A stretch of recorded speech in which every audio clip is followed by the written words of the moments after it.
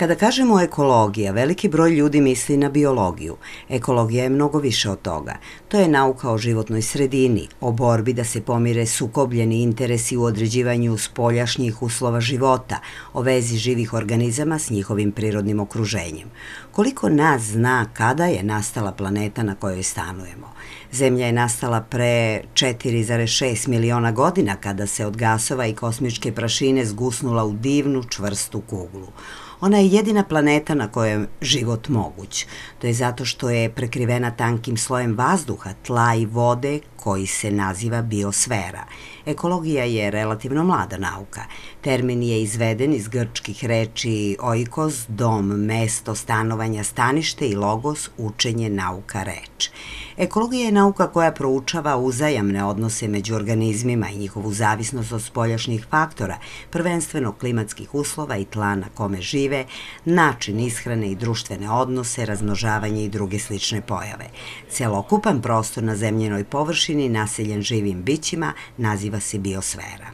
Biosfera obuhvata litosferu, odnosno kopnenu oblast, hidrosferu, vodeni prekrivač i donji sloj atmosfere, odnosno vazdušnog omotača naše planete.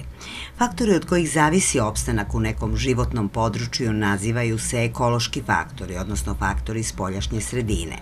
Ekološki faktori mogu biti abiotički, odnosno oni koji predstavljaju nežive sile prirode kao što su klima, podloga, reljef, biotički kao što su uzajamni odnosi i međusobna zavisnost među samim živim bićima i antropogeni faktori. Ekologija, kao i sve ostale oblasti života, ima svoje zakone. Potrudite se da zapamtite barem neke od njih da biste uopšte mogli da razmišljate kako da ih poštujete. To su kruženje supstanci, proticanje energije, tofički odnosi, biogeohemijski ciklusi, biološka raznovrsnost, hijerarhijska organizacija, dinamičnost i sukcesija i organska produkcija. Nadležne institucije procenjuju da je tokom poslednjeg veka izgubljeno oko 3/4 genetskog materijala poljoprivrednih biljnih kultura, dok je od postojećih 6300 životinjskih vrsta oko 1350 u opasnosti da nestane ili je već nestalo.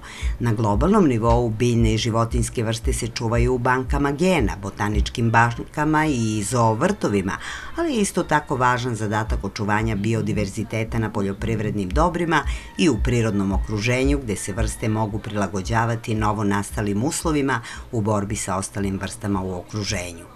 Ako se je to događalo samo u poslednjem veku, zamislite šta je sve bilo u vekovima unazad i šta tek može biti ukoliko o našoj životnoj sredini ne povedemo računa.